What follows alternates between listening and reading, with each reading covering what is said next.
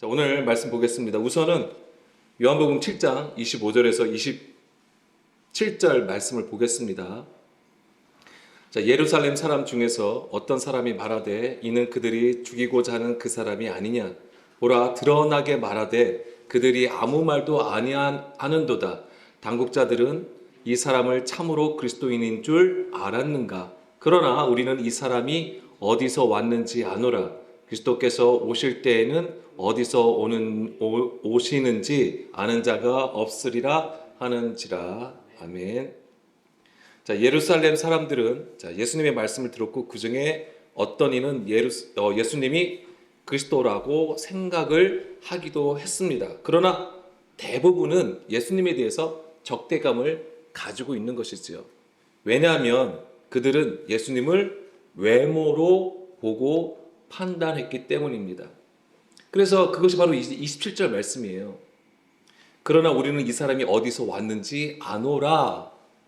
그리스도께서 오실 때에는 어디서 오시는지 아는 자가 없다. 그들은 그렇게 알고 있었던 거예요. 그런데 예수님이 그리스도라고 얘기를 한다고 하면 우리는 그 예수님이 어디 출신이고 어떻게 자랐는지를 알았다라고 하는 거예요. 그렇기 때문에 그는 절대 그리스도가 될 수 없다라고 얘기를 하는 것입니다. 그런데 이제 25절부터 보겠습니다. 다시 25절부터 보게 되면은 예수님께서 말씀을 하시죠. 그 앞에 보게 되면 예수님께서 말씀을 하시죠. 뭐 안식일에 대해서도 얘기를 해주시는 것이고, 그러면서 안식일에 내가 안식일에 사람을 고친 거에 대해서 나를 죽이고자 하는데 너희는 사실 안식일에 할례를 행하지 않느냐라고 말씀하시면서 외모로 판단하지 말고 의롭게 공의롭게 판단하라고 말씀을 하시잖아요. 그 얘기는 외모는 무엇입니까? 그들의 외식함을 예수님께서 말씀하시는 거예요.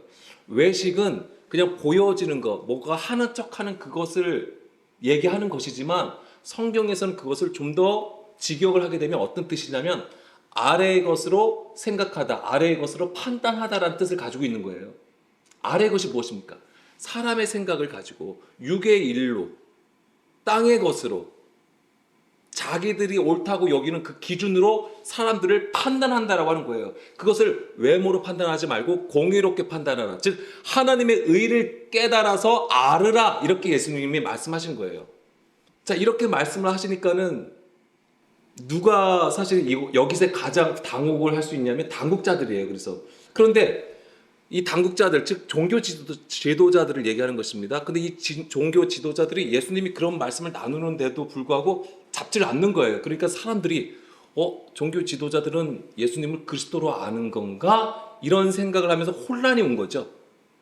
근데 알고 보면은 종교 지도자들은 예수님을 잡으려고 하는 것이고, 지금 예수님에 대해서 그리스도인가 아닌가에 대해서 지금 분쟁하는 가운데, 논쟁하는 가운데 계속 지금 분위기는 그렇다라고 하는 것입니다. 그러면서 이제 26절에 보게 되면 보라, 드러나게 말하되 그들이 아무 말도 아니하도다. 그러니까 지금 상황이 그런 거예요. 예수님이 하나님의 그 말씀을, 교훈을 전하고 있잖아요. 그것을 전할 때에 그들이 대꾸하지 않았다고 하는 거예요. 그러니까 잡지를 않았다고 하는 것이죠. 근데 여기서 보면 드러나게 말하되라고 되어 있죠. 드러나게 말하다. 이게 무엇을 얘기하냐면 이게 파르레시아라는 단어가 쓰였습니다. 이게 뭐냐면 숨김없이 말함, 솔직함, 확신이라는 뜻을 가지고 있는 거예요. 그러니까 예수님께서 진리의 말씀을 하시는 건데, 우리가 다른 말씀에서도 보시 예수님은 무엇으로만 말씀하신다고 되어 있습니까? 예수님의 모든 말씀은 비유로 하신다라고 하셨습니다. 바로 이 비유에 대해서 말씀하신 거예요. 근데 이 비유라고 하는 것은 사전적인 의미는 무엇입니까? 실체가 있어요. 본질의 것이 있어요. 근데 그것을 잘 이해시키려고 비슷한 사물이나 현상을 가지고 와서 설명해 주는 것이 비유예요. 그런데 성경에서는 이 비유를 뭐라고 얘기하냐면 시편 78편 2절 말씀에 보게 되면 예로부터 감추었던 것을 드러내는 것이라 라고 얘기를 하고 있습니다. 이게 비유예요. 예수님의 비유는 물론 우리의 사전적인 의미도 포함이 되는 것이지만은 성경에서 그 비유, 예수님이 비유로 말씀하신 것은 예로부터, 태초의 그 말씀, 숨겨져 있던 것을 어떻게 하시는 거예요? 드러내신다라고 하는 것입니다. 그러면 그 얘기는 왜 감춰져 있었던 것일까요? 그걸 알아야 돼요. 물론 하나님께서 숨기심이 있으시겠죠. 그런데 뭐냐면 율법을 주셨고요. 그런데 사람들이 그것을 어떻게 지켰습니까? 유대인들은 표면적인 것, 문자 그대로 그것을 지켰던 거예요.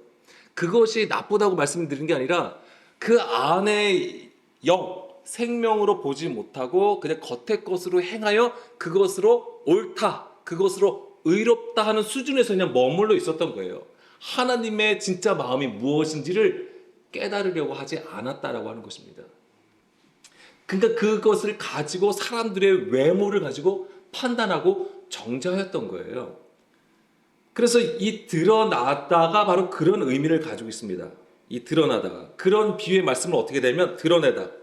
나바라는 단어가 쓰여 있어요. 여기서 보면 여기서 내가 입을 열어 비유로 말하되 예로부터 감추어졌던 것을 드러내려 한다. 그럼 이 드러냄은 어떻게 드러나는 거냐면 그냥 감춰있던 것을 싹 걷어내서 보여주시는 것을 얘기하는 건데 이게 원래는 나바라는 히브리어 단어가 쓰여 있습니다. 나바. 이게 어떤 뜻이냐면 용솟음 쳐 나오다예요. 그럼 상상해 보십시오. 용솟음 쳐 나오는 그 그림이 어떤 그림이에요? 네, 그렇죠. 분출되는 거예요. 그래서 미리 말씀을 드리면은 찾지 마세요. 오늘 이제 본문 오늘 우리가 나눌 말씀이 있지만 요한복음 7장 37절 38절 말씀이 어떻게 해요? 생수의 강이 배에서부터 생수의 강이 흘러나오는 그림하고 연결이 되는 거예요. 자, 그런데 이 나바라는 단어가 다른 구절에서도 어떻게 쓰였냐면 뭐 여러 가지가 있습니다만 제가 이거와 관련해서는 잠언 18장 4절 말씀을 보겠습니다. 자, 함께 읽어보겠습니다. 명철한 사람의 입의 말은 깊은 물과 같고 지혜의 샘은 솟구쳐 흐르는 내와 같으리라. 아멘. 이것이 아까 그 배에서 생수의 강이 흘러나온다라고 하는 것입니다. 그래서 뭐냐면 명철한 사람의 입의 말은 지혜의 말이죠. 이것은 뭐죠? 깊은 물과 같다라는 거예요. 그러니까 뭐냐면 깊은 곳에서 나온 물인데 이게 뭐냐면 바로 우리의 배. 이 배가 뭐냐면 깊은 곳을 의미하는 거예요. 한쪽적으로는 자궁을 의미하는 곳입니다. 자궁. 그러니까 생명이 잉태되는 곳이에요. 거기서부터 뭐가 나오는 거예요? 생수가 나오는 걸 얘기하는 거예요. 그것이 바로 명철한 사람의 입의 말이라고 하는 것이고 그 다음에 지혜의 샘은 솟구쳐 흐르는 시내와 같다라고 하는 것입니다. 이게 지혜의 말이에요. 샘. 물이잖아요. 말씀을 얘기하는 거예요. 그래서 이 말씀이 요한복음 7장 37절에서 38절 말씀과 관련되어 있는 것이고 거기에서 예수님께서 그 배에서 흘러나오는 생수의 강을 뭐라고 말씀하시는 거예요? 성령을 가리킨다라고 하셨던 것입니다. 성령은 바로 진리의 영, 하나님의 모든 말씀을 듣고 깨닫게 하시는 것이지요. 그러니까 여기서 명철한 사람의 입의 말과 지혜의 샘은 바로 하나님의 그 말씀을 얘기하는 것입니다. 하늘의 말씀, 진리의 말씀, 생명의 말씀을 의미하는 것이고 그것을 예수님을 통해서 우리에게 듣게 하셨던 것입니다. 자, 그러면 그 깊은 곳에서 솟구쳐 나온다고 했을 때는 이게 어떤 거냐면 우리의 굳은 것, 우리의 딱딱한 것이 어떻게 되는 거예요? 쪼개고 깨져서 나온다라는 거예요. 그 그림을 가지고 있는 것입니다. 자연스럽게 나오는 게 아니에요. 자, 우리 교회에서도 이 우물을 팔 때 우물이 있습니다. 이 거의 200m 가까이 내려가서 그 바위가 쪼개져서 나온 생수예요. 우리 샘물이에요. 되게 쪼개져서 나오는 거예요. 그냥 자연스럽게 나오는 게 아니에요. 그냥 뭐 이렇게 흙 밑에 따라가다가 거기 딱 구멍 딱 뚫어가 딱 나온 게 아니에요. 반석을 쪼개서 나왔다라고 하는 것입니다. 그런 느낌이에요. 그것이 바로 쪼개질 때 팍 하고 물이 솟아오른다라고 하는 것이죠. 성령의 역사는 그것을 의미하는 거예요. 성령이 우리 가운데 강림하셨다라고 하는 것이 바로 그런 거라고, 그런 그림이 되는 것입니다. 우리 안에 굳은 거, 우리의 유괴인, 우리가 하나님 앞에 대적했던 그 모든 더럽고 악한 것들이 다 뭐가 되는 거야? 쪼개지고 부서지고 완전히 고운 가루가 되는 것을 의미하는 것입니다. 다시 요한복음 7장 26절로 돌아가겠습니다. 그러니까 지금 사람들은 지금 예수님께서 말씀하시고 예수님께서 막 교훈하실 때에 당국자들이 이 사람을 잡지 않는 것이죠. 그러니까는 참으로 그리스도인 줄 아는가? 그러나 27절에 이 사람은 절대 그리스도가 아니다. 그러면서 유대인들 사이에서도 그리스도냐 아니냐라고 계속 이제 논쟁하고 있는 분위기라고 하는 것입니다. 자, 28절에서 29절 말씀이에요. 예수께서 성전에서 가르치시며 외쳐 이르시되 너희가 나를 알고 내가 어디서 온 것도 알거니와 내가 스스로 온 것이 아니니라. 나를 보내신 이는 참되시니 너희는 그를 알지 못하나 나는 아노니 이는 내가 그에게서 났고 그가 나를 보내셨음이라 하시니. 아멘. 자, 예수님은 내가 스스로 온 것이 아니다라고 말씀을 하십니다. 그가 나를 보내셨다라고 하는 것이죠. 아버지로부터 내가 왔음을 말씀을 하시는 것이고, 나를 보내신 이는 참되시니 너희는 그를 알지 못한다고 했을 때, 여기서 참되다라고 하는 것은 물론 진실하다 그런 뜻을 가지고 있습니다만 이것이 알레데이아예요. 진리예요. 다른 말씀에서는 진리라고 해석이 되어 있어요. 그러니까 진리예요. 그러니까는 하나님은 나를 보내신 이는 진리이시니 너희가 그를 알지 못한다고 했을 때는 너희가 진리를 깨닫지 못한다라는 말씀이에요. 하나님을 알지 못하니까 당연히 말씀을 제대로 알지 못한다고 하는 것이죠. 진리로 깨닫지 못하고 있다. 율법은 가지고 있어요. 하나님의 말씀을 열심히 지키고는 있어도 정말 너희가 하나님이 정말 무엇을 말씀하시는지 그 실체, 그 본질의 것을 보질 못하고 있구나. 이것을 말씀하신 거예요. 그러나 나는 안다라고 하는 거죠. 예수님은 안다. 왜? 아버지로부터 왔잖아요. 하나님으로부터 그 보내심을 받은 자이기 때문에 안다라고 하는 거예요. 그러니까 예수님 안에는 무엇이 있냐면 바로 생명이 있다라고 하는 것이고, 반면에 유대인들은 진리를 알지 못한다. 즉 이 얘기는 하나님과 너희가 연합하여 있질 못하고 있음을 얘기하는 거예요. 그러니까 우리가 하나님과 연합하는 그 수준을, 하나님을 아는 그 수준은 어떤 수준이에요? 우리가 하나님께로 나아가는 수준을 얘기하는 거예요. 그것이 바로 올라간다라고 하는 거죠. 오르락 내리락 할 때 그 오르락을 얘기하는 거예요. 주의 보좌 앞에 있는 그 수준을 얘기하는 것입니다. 그 수준으로 나가지 못하니까 당연히 하나님의 마음이, 하나님의 뜻이 무엇인지를 알지 못하는 것이지요. 그러니까는 대적할 수밖에 없다. 29절에 나는 아노니 이는 내가 그에게서 났고 그가 나를 보내셨습니다. 내가 그에게서 났다라고 하는 것은 진짜 하나님께서 그 아들을 생산하신 게 아니잖아요. 잉태하셔서 낳으신 게 아니잖아요. 이게 뭐냐면 에고의 의미가 쓰인 거예요. 여기서도 나는 뭐뭐이다. 에고의 의미. 근데 그에게서 났다라고 하는 것은 나는 그로부터 존재한다예요. 그러니까 예수님도 하나님으로부터 존재한다라고 하는 거예요. 근데 이 얘기는 뭔가 어떤 하나님이 더 위에 있고 내가 밑에 있는 그런 것으로 이해하시는 게 아니고, 요한복음 1장에 보게 1절에서 사도 요한은 무엇을 얘기합니까? 태초에 말씀이 있다라고 얘기를 하죠. 1장 1절 보게 되면 이 개념으로 이해하시면 돼요. 요한복음 1장 1절 말씀에 보게 되면은 태초에 말씀이 계시니라. 이 말씀이 하나님과 함께 계셨으니 이 말씀은 곧 하나님이시라. 그가 태초에 하나님과 함께 계셨고 만물이 그로 말미암아 지은 바 되었으니 지은 것이 하나도 그가 없이는 된 것이 없다라고 하는 거예요. 여기서 보면 함께 하시다고 하는 거예요. 하나님과 그 아들이 함께 한다라고 하는 거예요. 그리고 그 아들은 말씀이 육신된 우리 가운데 오신 바로 로고스가 된다라고 하는 것이죠. 그 로고스가 곧 예수님을 뜻하는 것입니다. 그걸 얘기하는 거예요. 바로 내가 그에게서 났다라고 하신 말씀이 다시 요한복음 7장 29절로 돌아갑니다. 여기서 보게 되면은 그리고 내가 그에게서 났고 그가 나를 보내셨음이라 라고 했죠. 보내시다. 이게 뭐냐면 아포스텔로예요. 보냄을 받은 자 할 때도 아포스텔로 떼어놓다, 보내다. 근데 이것은 뭐냐면 정확하게 어떤 목적, 아버지의 뜻과 그 목적을 가지고 보내심을 받았다라고 하는 것이죠. 그러니까 예수님께서 우리 가운데 오신 것은 명확합니다. 우리를 어떻게 하시기 위해서? 사망에서 생명으로 옮기시기 위해서, 우리를 죄로부터 속량하시기 위해서 오셨다라고 하시는 것입니다. 그것이 아버지의 뜻이에요. 그래서 하나님은 모든 사람이 구원받기를 원하시는 거예요. 너는 불법을 해가고 너는 죄인이기 때문에 너는 벌을 받아야 돼. 심판을 받아야 돼. 너는 평상시에 나를 잘 섬기고 나의 말을 잘 들었기 때문에 너는 의인, 천국에 있어야 돼. 이렇게 하시기 위해서 오신 게 아니에요. 우리 모두가 하나님 앞에 죄인이라는 것을 알게 하시고 그 죄인을 어떻게 하시는 거예요? 하나님의 의로운 자로 세우시기 위해서 예수님이 오셨다라고 하는 것입니다. 근데 여기에는 반드시 심판이 있다라고 하는 거예요. 우리의 죄됨은 우리가 하나님 앞에 하나님을 알지 못하여 불법을 저지른 것에 있거든요. 그래서 하나님을 떠난 것에 있거든요. 그렇기 때문에 누구든지 그 세상으로부터 세상에 대하여 죽어야 된다고 하는 것이요. 그 죽음이 바로 심판을 받았다라고 하는 거예요. 그 죽음이 있어야지만 하나님께로 나갈 수 있다라고 하는 거죠. 그것이 부활이에요.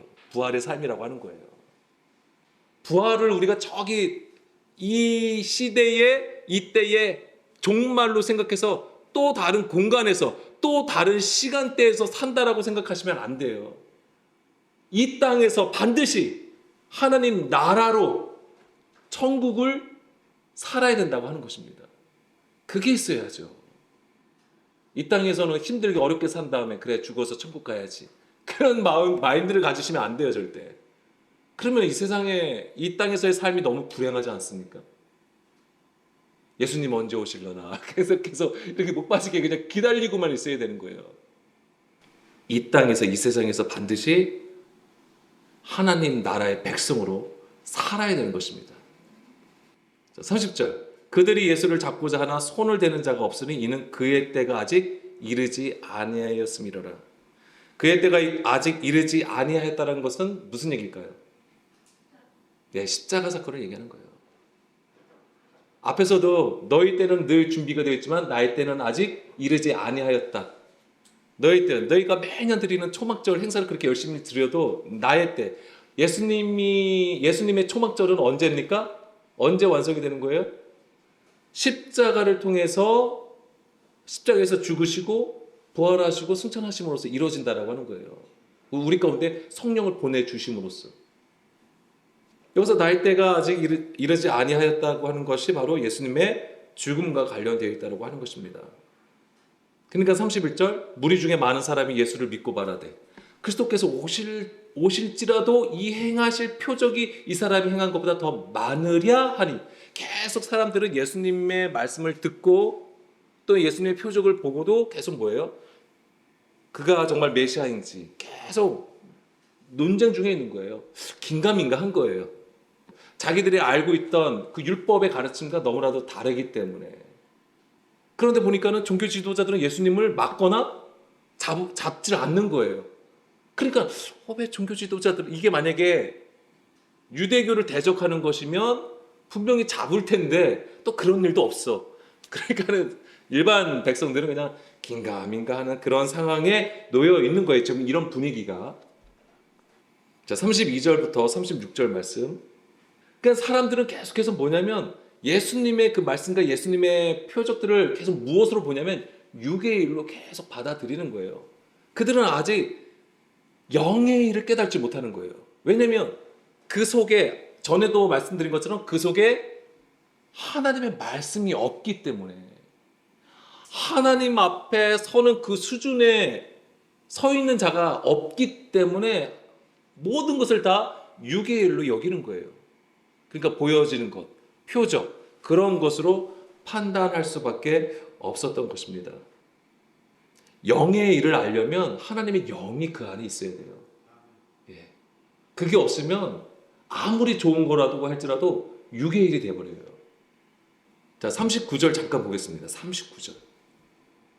좀 건너뛰어서 39절을 보게 되면 나를 믿는 자는 이는 그를 믿는 자들이 받을 성령을 가리켜 말씀하신 것이라. 자, 요 가로치고 여기 뭐라고 그랬냐면 예수께서 아직 영광을 받지 않으셨으므로 성령이 아직 그들에게 계시지 아니하시더라라고 되어 있는 거예요. 예수께서 아직 영광을 받지 않으셨다라고 하는 얘기가 무슨 얘기예요? 아직 십자가를 지지 않으셨다라고 하는 거예요. 그러니까 예수님께서 십자가를 지지 않으셨기 때문에 아직 성령이 그들에게 오지 않았다. 그러니까 그들에게는 예수님이 말씀을 하셔도 육의 일로 보는 거죠. 육의 것으로 받아들일 수밖에 없는 상황이에요. 아직 성령이 임하지 않으셨기 때문에. 즉 그것을 말씀을 드리려고 39절을 잠깐 보았습니다. 다시 34절로 돌아갑니다. 34절하고 36절 보게 되면 너희가 나를 찾아도 만나지 못할 터이요 나 있는 곳에 오지도 못하리라. 36절에서도 나를 찾아도 만나지 못할 터이요 나 있는 곳에 오지도 못하리라 한 이 말이 무슨 말이냐. 여기서 보면은 나 있는 곳에 오지도 못하리라. 나 있는 곳이 어디예요? 이게 물리적인 공간일까요? 어떤 물리적인 장소를 얘기할까요? 아니에요. 이 얘기는 무슨 얘기예요? 나 있는 곳이 뭐예요? 십자가 이후에 예수님이 올라가신다고 하는 거잖아요. 내가 아버지께로 간다고 했을 때는 내가 십자가의 죽음을 얘기하는 거예요. 근데 죽음에서 끝나는 게 아니잖아요. 죽음에서 부활하시고 승천하셔서 주의 보좌로 나가는 거잖아요. 주께로 나가 하늘로 올라가는 걸 얘기하는 거예요. 그걸 얘기하는 것입니다. 그러니까 나 있는 곳은 뭐예요? 하나님과 연합함을 얘기하는 거예요. 하나님과 연합하는 하나 되는 영적 상태를 말씀하시는 거예요. 근데 너희들은 나를 찾아도 당연히 만나지 못하죠. 왜? 그들은 스스로 그들은 십자가에서 죽질 않았기 때문에 하나님 앞에 서질 못하는 것이죠. 절대. 자기가 부인되지 않은 자들이잖아요. 자기가 행하는 것으로, 자기가 율법을 지키는 것으로 하나님 앞에 의롭다, 스스로 의롭다라고 여기는 자들인데 그들이 하나님 앞에 올라갈 수 있겠냐고요. 없다라고 하는 것입니다. 그 수준을 얘기하는 거예요. 그러니까 나 있는 것은 하나님과 연합하여 하나 된 상태를 말씀하신 것이고, 너희가 나를 찾아도 찾을 수 없고 올 수도 없다라고 하신 것은 그들이 하나님과 연합하지 않았기 때문이에요. 다시 말씀드리면 그들 안에 하나님의 말씀, 본질의 것을 가지고 있지 않기 때문에 예수님을 찾을 수도 만날 수도 없다라고 하는 것입니다. 그러면서 이제는 요한복음 7장 37절에서 38절 말씀 보게 되면 우리 함께 읽겠습니다. 명절 끝날 곧 큰 날에 예수께서 서서 외쳐 이르시되 누구든지 목마르거든 내게로 와서 마시라. 나를 믿는 자는 성경의 이름과 같이 그 배에서 생수의 강이 흘러나오리라 하시니. 아멘. 자, 요한복음 7장은 어떤 배경을 가지고 있다고 말씀드렸습니까? 초막절을 배경으로 합니다. 그래서 명절 끝날 곧 큰 날은 초막절을 얘기하는 것이겠죠. 여기서 명절은 그 명절 끝날 곧 큰 날이라고 했을 때는 이 초막절의 마지막 날이 되는 거예요. 그럼 초막절은 며칠을 지킵니까? 7일을 지키고 그 다음에 하루를 더 지키게 되어 있어요. 그래서 총 8일을 지키게 되어 있어요. 그런데 이제 그걸 구분해 놨다라고 하는 거예요. 그래서 잠깐 그것을 말씀드리면 레위기 23장 33절에서 44절 말씀을 볼 건데 34절 보면 이스라엘 자손에게 말하여 이르라 일곱째 달 15째 날은 초막절이니 여호와를 위하여 이레 동안 지킬 것이라. 그러면서 첫날은 성회로 모이라 라고 말씀을 하십니다. 그리고 7일 동안 여호와께 화제를 드리고 8째 날에도 성회로 모여서 화제를 드리라 라고 말씀을 하십니다. 그러니까 초막절은 7 플러스 1 이렇게 보시면 돼요. 그래서 8일을 지키게 되어 있습니다. 근데 42절에서 43절 말씀 보게 되면 그날에 무엇을 하죠? 너희는 이래 동안 초막에 거주하되 이스라엘에서 난 자는 다 초막에 거주할지니. 그래서 지금도 초막절에 이스라엘을 방문하잖아요. 그럼 집집마다 무엇을 짓냐면 이 초막을 지어요. 그러면은 생각해 보시면 무슨 마당에다가 초막을 짓는 건 당연하게 생각하는 건데, 그럼 예를 들면 오피스텔이나 아파트 같은 것도 있어요. 빌라 같이 된 건물들도 많아요. 그래서 그들은 거기에 보면 베란다가 있어요. 베란다. 그러니까 우리나라처럼 이렇게 창문만 있고 베란다를 무슨 집처럼 우리는 해놨잖아요. 어떤 안에 방처럼 꾸며놓잖아요. 그렇지만 그들은 바깥으로 이 베란다가 나 있기 때문에 거기에 이제 종려나무 가지로 초막을 지어서 거기서 지낸다고 합니다. 그래서 실제로 초막을 지은 그림들을 우리가 오늘날에도 쉽게 볼 수 있는 풍경입니다. 자, 그런데 다시 요한복음 7장 37절로 돌아가서 여기서 명절 끝나는 그래서 7일째인지 8일째인지는 정확하지 않아요. 사실은. 근데 사실 또 그게 또 중요한 것은 아닙니다. 근데 여기서 우리가 알아야 되는 것은 뭐냐면 왜 여기서 예수님은 생수의 강이 흘러나오리라라는 말씀을 하셨을까 이거죠. 왜 갑자기 이 말씀을 하셨을까요? 예수님이 이렇게 말씀하신 것은 그냥 갑자기 말씀하시는 것들이 아니에요. 다 뭐예요? 예수님은 모든 것을 비유로 말씀하시는데 뭐냐면 그들이 지금 이 상황을 접하고 있는 거예요. 뭐냐면 초막절에 하는 일 중에 하나가 뭐냐면 제사장들이 초막절에 그 실로암 연못에서 물을 길어다가 제단에 부어버려요. 그런 행사를 합니다. 계속해서. 그때에 유대인들은 백성들은 뭘 합니까? 종려나무를 가지고 막 흔들면서 호산나를 외치는 거예요. 그게 그런 행사를 치릅니다. 그리고 여덟째가 되는 날, 일곱째 날까지 그 일을 합니다. 일곱째 날까지 그 일을 하고 여덟째 날에는 이제 그걸 안 해요. 그걸 이제는 멈추고 또 초막을 제거합니다. 그러면서 1년 내내 농사가 잘 되도록 비를 구하는 기도를 올리는 거예요. 그러니까 이제 물하고 관련되어 있는 거잖아요. 그러한 것을 보고 예수님께서 생수의 강이 흘러나오리라 라고 말씀을 하신 거예요. 지금 너희들이 그렇게 열심으로 어떤 의식을 가지고 행하는 그것의 본질은 뭐다? 예, 생수의 강, 즉 성령님이라는 것을 말씀해 주시는 거예요.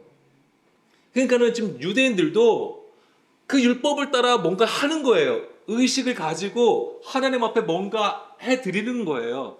그런데 그것이 그 행사를 치른다고 해가지고 되어지는 게 아니라 사실은 우리 안에 그 배에서부터 생수의 강이 흘러 넘치는 것을 말씀을 하신다라고 하는 것입니다. 근데 그것의 정체는 뭐냐? 실체는 뭐냐? 성령이라고 하는 거예요. 그래서 그 성령님은 진리의 영이고 우리를 그 모든 말씀을 듣고 깨닫게 하신다고 하는 거예요. 그래서 우리가 하나님으로부터 멀어졌던 것을 어떻게 하는 거예요? 다시 하나님께 가까이로 인도하신다. 그것이 바로 성령님께서 진리 가운데로 인도하신다라는 거죠. 그것이 있어야지만 진정으로 초막절이 완성이 된다라고 하는 거예요. 그게 진짜 초막절이 된다라고 하시는 것입니다. 그러면은 요한복음 8장도 잠깐 볼게요. 이거는 이제 다음에 볼 건데 요한복음 8장. 자, 7장하고 8장은 초막절을 배경으로 해요. 근데 여기서 갑자기 11절. 여기 보면 가로가 쳤어요. 그리고 여기는 이제 다음에 제가 말씀을 드릴게요.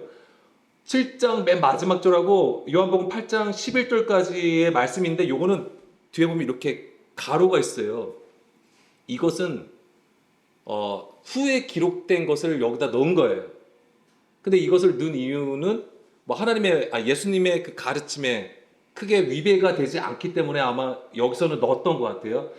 요게 없다면은 그 생수의 강 이후에 그 다음에 이어지는 말씀이 이거예요. 8장 12절. 예수께서 또 말씀하여 이르시되 나는 세상의 빛이라 나를 따른 자는 어둠에 다니지 아니하고 생명의 빛을 얻으리라. 이건 또 왜 갑자기 생수의 강을 말씀을 하셨고 그 다음에 왜 나는 세상의 빛이라고 말씀하셨을까요? 이것도 초막절을 배경으로 하고 있는 거예요. 그럼 이때는 뭐 했냐면 지금 그 생수의 강을 말씀하실 때는 그 제단에 물을 붓는 것을 그런 의식을 했다면 이때는 뭐였냐면 이방의 뜰에서 여인들이 횃불을 밝혀요. 횃불을 밝히고 축제를 해요. 그걸 가지고 또 예수님이 너희들이 그렇게 횃불을 켜서 어두움 가운데 횃불을 킴으로써 밝히는 거 그것의 실제 세상의 빛 진짜 빛은 바로 누구다? 나라 예수님이라고 말씀을 하시는 부분이에요. 그런 것을 다 말씀을 해주신다고 하는 거예요. 다시 돌아가겠습니다. 요한복음 7장 38절 39절 말씀. 그래서 그 배에서 생수의 강이 흘러나오는 그것의 본질이 바로 이제 성령님이라고 하시는 것이고, 자, 이것은 이사야 12장 2절 3절 말씀이 성취가 되는 것입니다. 우리 함께 읽어보겠습니다. 보라, 하나님은 나의 구원이시라. 내가 신뢰하고 두려움이 없으리니 주 여호와는 나의 힘이시며 나의 노래시며 나의 구원이심이라. 그러므로 너희가 기쁨으로 구원의 운물들에서 물을 기르리로다. 아멘. 바로 이것을 성취하신 그림이 바로 예수님이 그 말씀이에요. 그 배에서 그 생수의 강이 흘러나오는 것, 성령님은 우리에게 주신 것을 말씀하시는 것입니다. 그리고 그 배에서 생수의 강이 흘러나오는 곳은 그 아까 용솟음 쳐 나오다라는 그림에서 말씀드린 것처럼 그냥 나오는 게 아니라고 말씀드렸죠. 어떻게 해죠? 반석을 쪼개는 거예요. 그러면은 우리가 하나님의 말씀을 이런 말씀들을 이해할 때는 출애굽하고도 관련이 되어 있다라고 하는 것입니다. 초막절도 관련이 있어요. 초막절을 왜 초막을 칩니까? 왜 초막을 쳐서 왜 거기서 지내요? 무엇 때문에? 아까 레위기 23장에서 우리가 읽지 않았는데 출애굽할 때에 그들이 어떻게 생활합니까? 텐트 생활을 하는 거예요. 그것을 기억을 하라고 하는 거예요. 초막절을 너희가 지키고 있는데 그 너희가 애굽에서 나와서 광야에서 텐트 생활을 한 것을 기억하라라고 말씀하시기 때문에 그렇게 하라고 하신 거예요. 자, 그 배에서 생수의 강이 흘러나온 것도 뭐와 관련이 있냐면 광야에서 어떤 일이 있었습니까? 예, 반석을 쪼개셔서 물을 내어 주신 것하고도 관련되어 있다라고 하는 것입니다. 그냥 광야는 목마르게 하는 거잖아요. 목마름이 있는 지경이에요. 황폐한 지경이에요. 근데 거기서 생명을 얻기 위해서는 반드시 그 생수를, 반석에서 나온 물을 반드시 먹어야 된다고 하는 것입니다. 그런 것으로도 우리가 이해할 수 있는 부분입니다. 그렇지만 예수님께서 이렇게 그러니까 요한복음 7장 다시 37절 38절처럼 말씀하신 것은 그 당시 그들이 아무리 열심으로 초막절을 지낸다고 할지라도 그들의 목마름을 채울 수 없었다라고 하는 거예요. 예수님은 그것을 너무나도 잘 아셨습니다. 근데 그럴 수밖에 없어요. 왜냐하면 그들은 생수의 근원이신 여호와를 버렸기 때문에 그렇습니다. 버렸다는 이유가 다른 종교, 다른 신을 믿었다는 얘기가 아니죠. 하나님의 뜻과는 상관없이 사람의 열심으로 하나님을 섬겼다라고 하는 거예요. 이건 정말 우리도 주의해야 되고요, 경계해야 되는 부분입니다. 정신 차리지 않으면 우리도 그냥 하나님의 이름을 불러도, 예수님의 이름을 얘기해도, 죄송합니다, 우상을 섬길 수 있다라고 하는 거예요. 다른 예수, 다른 교훈, 다른 영으로 예배를 할 수 있다라고 하는 것입니다. 38절을 보게 되면 나를 믿는 자는 성경의 이름과 같이 그 배에서 생수의 강이 흘러나오리라. 자, 이런 것을 보면은 성경에 이와 관련된 말씀들이 있었다고 하는 것을 우리가 알 수 있는 것이죠. 성경에 벌써 이르렀다. 그러니까 이름과 같이 성경에 기록되어 있다라고 하는 거잖아요. 그런 것을 저는 보게 되면 에스겔 47장 1절. 자, 여기서 제가 두 개를 볼 건데 공통점이 있습니다. 뭐냐면 먼저 47장 1절 말씀에 보게 되면은 그가 나를 데리고 성전 문에 이르시니 성전의 앞면이 동쪽을 향하였는데 그 문지방 밑에서 물이 나와 동쪽으로 흐르다가 동쪽 성전 오른쪽 제단 남쪽으로 흘러 내리더라 라고 했습니다. 이거 실제로 보면은 이스라엘의 지형이에요. 성전이 어디 있습니까? 예루살렘에 있죠. 그럼 거기에 성전산이 있습니다. 거기에 성전이 있어요. 그 문이 어디로, 성전 문이 어디로, 어느 방향으로 되어 있습니까? 동쪽으로 되어 있어요. 동쪽으로 되어 있어요. 그럼 동쪽으로 흘러요. 이렇게 가요. 그러면 그 다음에 동쪽으로 간 다음에 어디로 가게 됩니까? 이 물이 남쪽으로 흘러가게 되어 있어요. 그게 어느 지역인지 아십니까? 아라바를 지나서, 광야를 지나서 유대 광야를 지나고 남쪽으로 흘러 내려가면 거기가 사해가 되는 거예요. 그래서 물이 바다 덮은 가치가 바로 그 얘기예요. 이 성전으로부터 물이 나와서 광야를 지나 어디로 들어간다? 사해, 바다로 들어가는 거예요. 염해. 사해는 죽은 바다를 의미하는 것입니다. 근데 거기에 물이 들어가서 거기에서 뭐가 다시 깨어난다. 그러니까 생명으로 바꾸시겠다라고 하는 거예요. 죽음에서 생명으로 바꾸시는 놀라운 이스라엘의 회복을 약속하신 말씀이 되는 거예요. 즉 이게 똑같아요. 근데 여기서 보면 성전 문에서부터 이제는 문지방 밑에서 물이 나온다라고 하는 거. 그 다음에 요엘 3장 18절 말씀에서도 보게 되면 그날의 산들이 단 포도주를 떨어뜨릴 것이며 작은 산들이 젖을 흘릴 것이며 유다 모든 시내가 물을 흘릴 것이며 여호와의 성전에서 샘이 흘러 나와서 십딤 골짜기에 대리라. 아멘. 자, 그러면 아까 에스겔 47장 말씀하고 지금 이 말씀에서 공통점은 무엇일까? 물이 어디서 나와요? 물이 어디서부터 나옵니까? 성전에서 나오는 거예요. 물. 자, 그러면 그 배에서 생수의 강이 흘러나온다라고 했을 때 그 배에서 생수의 강이 흘러나온다고 했을 때 그럼 그것이 성전에서 흘러나온다고 한다면 그것은 바로 우리를 얘기하는 거예요. 우리 안에서 그 일이에요. 그래서 사도 바울도 너희가 하나님의 성전인 것을 알지 못하느냐. 우리가 성전이라고 하는 거예요. 그럼 그 배에서 생수의 강이 터져 나오는 것은 어디서 일어나야 되는 겁니까? 네, 우리 안에서 일어날 일이에요. 그게. 그러니까는 성령이 강림하셔서 우리 가운데 임하신다는 것을 자꾸만 외부의 어떤 사건으로만 생각하지 마세요. 내 안에서 일어나는 일이에요. 반대로 내 안에서 뭐예요? 나의 굳은 것, 딱딱한 것, 돌 같은 마음이 깨짐으로써 생수의 강이 흘러나오는 상태. 그것이 뭐냐면 하나님의 영이 우리 가운데 임하셔서 지혜와 명철을 주신다라고 하는 거예요. 그래서 다시는 사람의 말, 사람의 일이 아니라 하나님이 기뻐하시는 그 영의 일 가운데에 하나님의 일을 하게 된다라고 하는 거예요. 그게 진정한 초막절이 된 거예요. 진정한 하나님의 영이 거하시는 교회요 성전이 됐다라고 하는 것입니다. 그것이 초막절이에요. 그걸 예수님께서 하신 것이고요.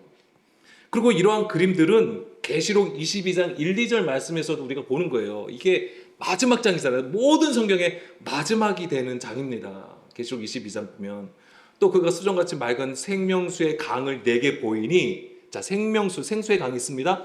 하나님과 및 어린 양의 보좌로부터 나와서, 이 생명수 강이 어디서부터 나온다고요? 하나님과 어린 양의 보좌.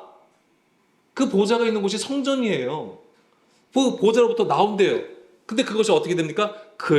길 가운데로 흐르더라. 그러면서 강자의 생명나무가 있어 12가지 열매를 맺대라고 돼 있잖아요. 그럼 우리 이거 어떻게 생각하냐면요. 가운데 딱 성전 있어요. 거기서도 물이 쫙 흘러나와요. 그렇죠?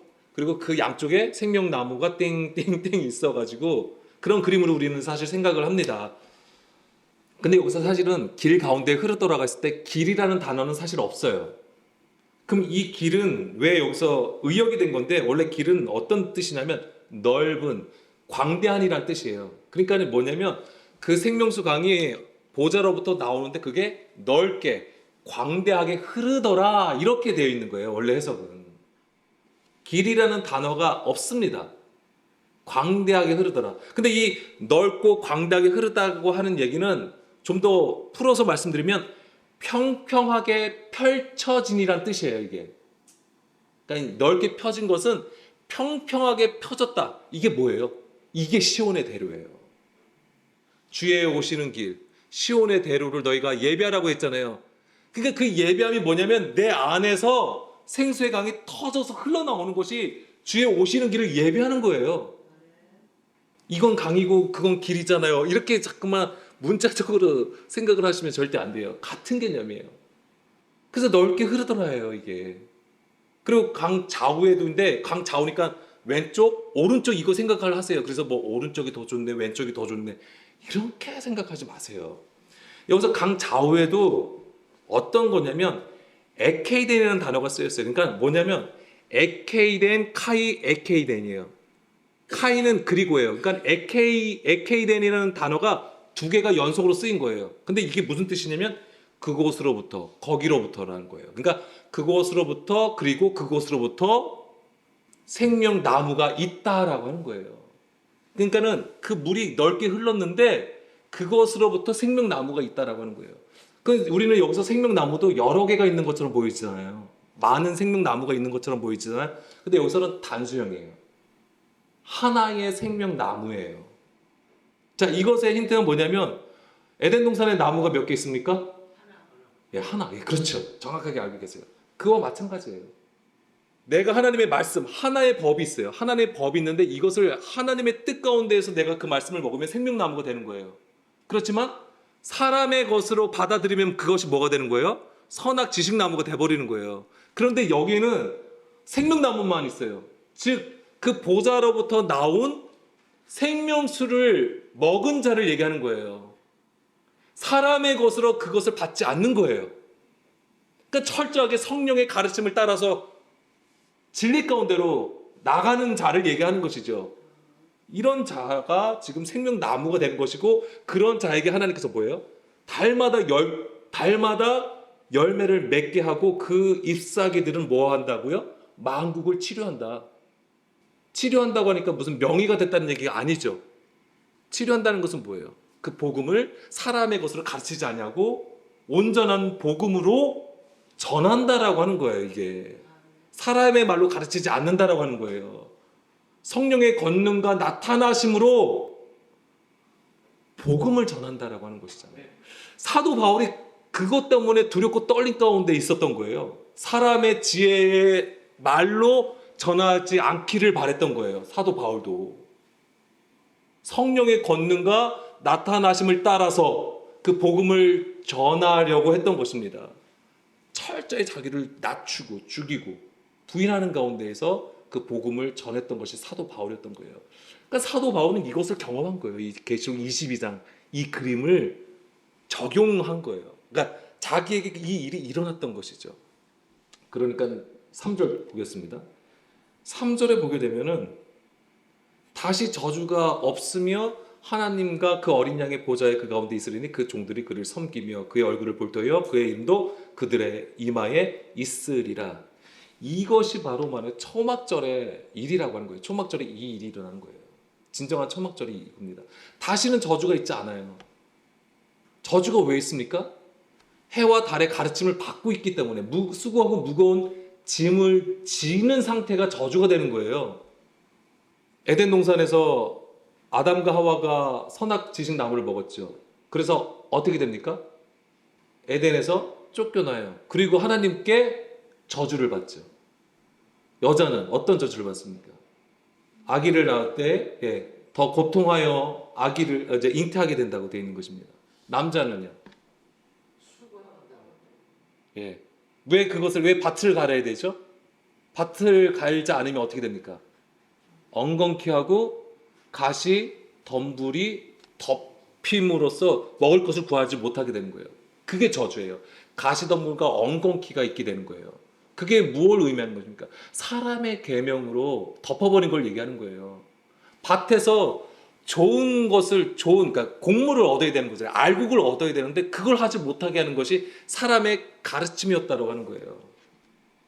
그게 저주예요. 그것이 더 이상 없는 상태가 되는 거예요. 이것이 진정한 초막절이 되는 것이죠.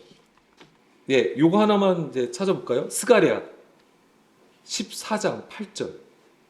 그날의 생수가 예루살렘에서 솟아나서 절반은 동해로 절반은 서해로 흐를 것이라. 여름에도 겨울에도 그러하리라. 그러면서 11절. 사람이 그 가운데서 살며 다시는 저주가 있지 아니하리니 예루살렘이 평안히 서리로다. 샬롬이 임하는 거예요.